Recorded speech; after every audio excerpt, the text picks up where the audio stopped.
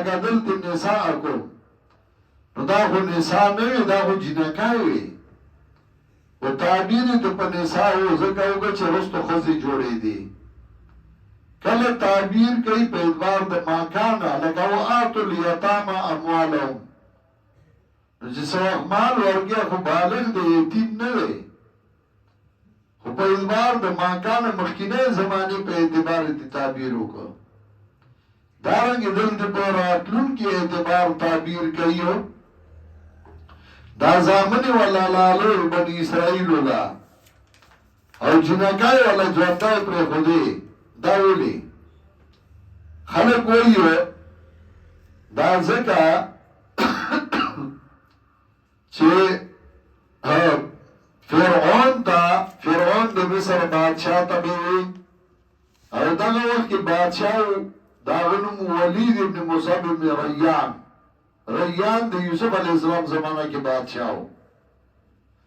او دا ولید د موسی علیہ السلام زمانہ کې بادشاہ نو فرعون به وتاوی دغه ولید ابن مصعب ابن ریان چې وایدته نجومیان وی چې بنی اسرائیلو کې یو الګ پیدا کیږي اوستانه با اقتدار علی نو دوی اعلام شو د بنی اسرائیلو الکانی وجل چې موږ نه اقتدار وانلی خدا خبره غلطه ده نجومیانو ته څه پته وه او نجومیان عالم الغیب دي څه چې هغوی ورته وایي او تم نه پیدا کي تا نه به دا خبره چې چاهم ذکر کړی که ته وایي کتاب ذکر کړی ملک صاحب کور نه یې مارنې هغه ستا خوښه ده خو که کتاب ذکر کړی دي مفسر ذکر کړی دي خدا خبره غلطه ده ځکه چې نجومیان هغه عالم الغیب نه دي هغوی ته د غیبو پته نه وه اصل خبره دا نه ده اصل خبره دا ده حافظ ابن کثیر رحمت الله علیه ذکر کوي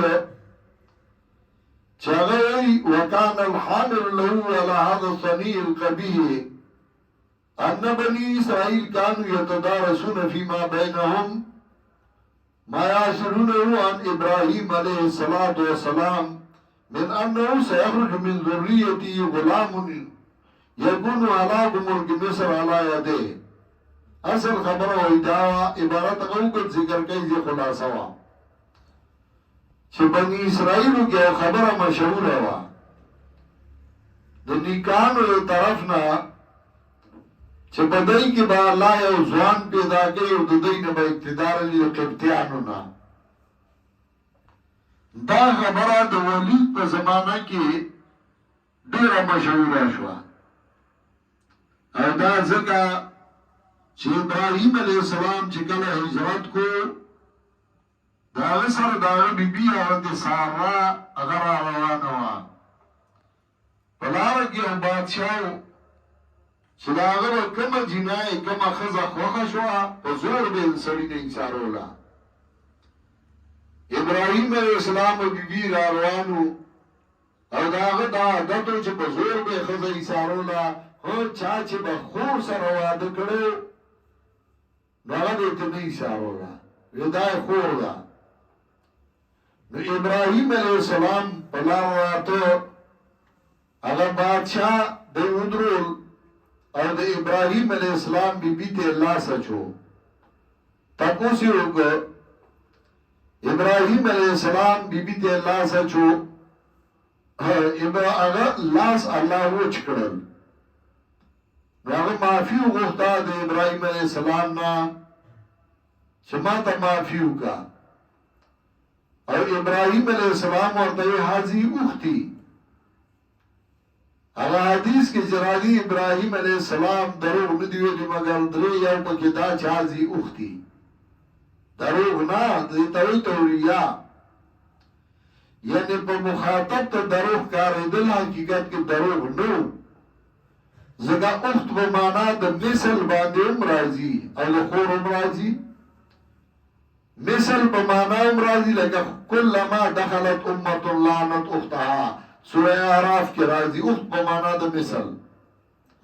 نو ابراهیم علیہ السلام راځي اختی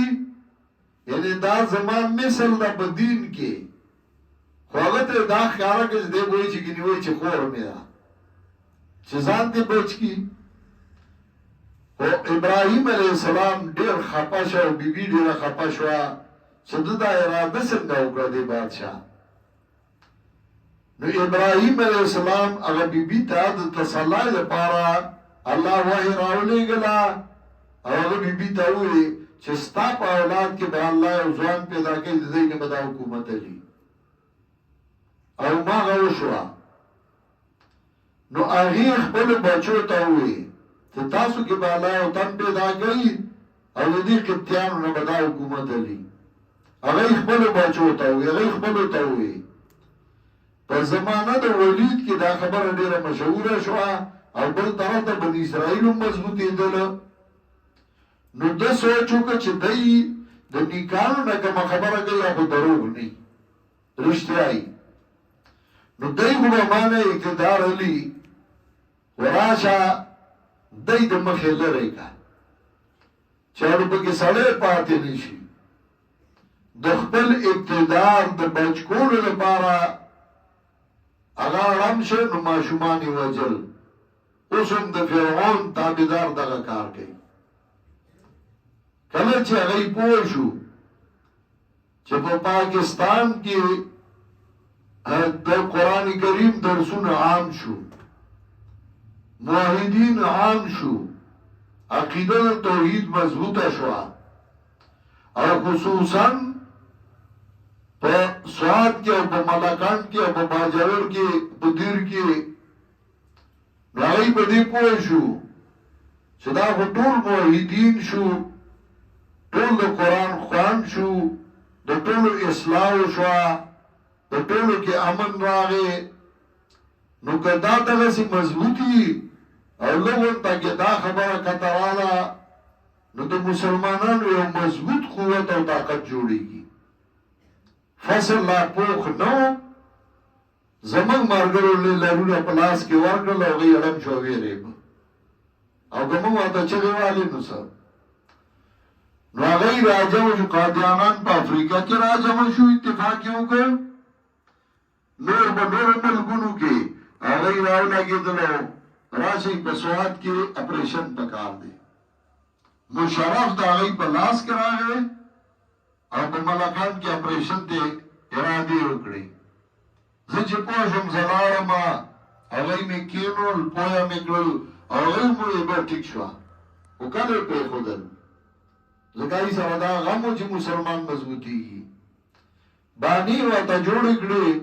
لکه سړی زوی ته وایي کوټې ته وخېږه سړی په ګټه وله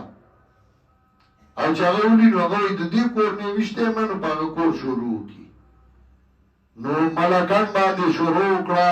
او چې چا د قرآن او سنت اواز کو نو هغې ټول دلدل کړل. دغه مشرف سره خو هغه عمل وکړ چې دنیا ته یې وښوده. دغسې چې کوم ځای کې مسلمانان یو کېږي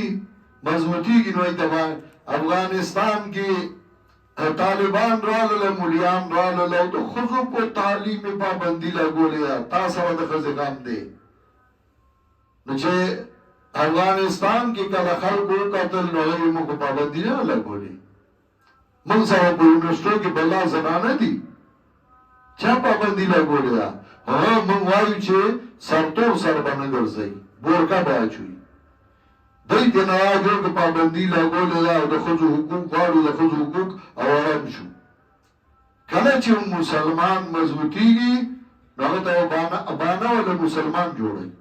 دی خو بېوقوفه یي کمقلي نو باید دی دا سوچ ونه کړي جذبات راوالي او خبره روانه کړي ابل بیا د لاندې پروت دي.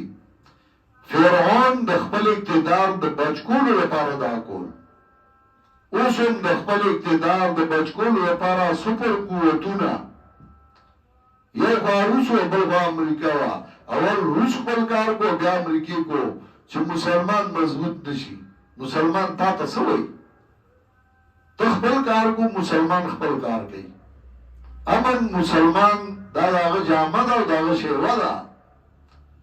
و مسلمان چې ته نه پرېږدي او ته پې شروع کړې نو بیا الله ورته اجازت کړی دی. نو کله مسلمان اول ابتدا کړی ده شروع غوته کې اول ته شروع کې بیا مسلمان دهشتګرد دی مسلمان ا دې اړه موږ خو دهشتګرد نه یو سپانه ورته سلا کې سپانه موږ ورته دهشتګرد دی پر دې ملک عراق دی روان کو صدام دی وجه اول دی تیار کو چې په کوی تم لاوګه باندې دی وته جوړ کړه بیا دې شروع وکړه لیبیا دی روان کړه قذافی دی داسې په بی عزتای وجه په خپل خلکو یې وجه په پردو خپل نه وجه دی هغه ورپسې راپا پاکستان اټومي قوت دی نو دا په رواني او دې ته راپاسې ځکه مسلمان کمزوري کې هغه افغانستان کې طالبان رالل اولن دي غریبانان خپل کوشش کوي نو هغه ته اړم شو چې دا بسنګ روانه و دا بسنګ راغو څنګه به بدنامو لګي سترګې غړول پکار دي موږ ولا باندې جوړو موږ جهاد کو مسجد کو او یو د کافر د مړکړی نه پتا شروع کی ته خپل زر واجدي نو تا کومه تور وکړه واقل هم څه شی کړه نو فرعون بنی اسرائیل وجل د خپل اقتدار د بچکولو لپاره یو وجداوا سو کوئی فرعون خوب لیدلو مفتاح دار سعاده کې علامه ابن قیم رحمت الله علیه په دې باندې بهترین کلام کړی دی چې فرعون خوب ولید چې د بنی اسرائیل د جنگل نور راوچت شو او زمونږ محلات په لپیټ کې راوستل وې د دې تعبیر را لو باسي نو چې تعبیر والله غوي ساو ظاهري خبره وا وې دای کې بسړې پیدا کی یو ستانه به اقتدار لري نو د خپل اقتدار د بچکولو لپاره غراو لګید او د بنی اسرائیل وجه اولاد وجه دا نه چې نجومیان و تویلو نجومیان طالب الغیب جوړه من صدق قائنا فقد كفر بما انزل على محمد صلی الله علیه وسلم چا چې د ترویتی او نجومی تصدیق وکړ د کفر او د پاغه چې پیغمبر راغلی دی وای پال در لا ګورم او قسمت در لا ګورم دا ګورم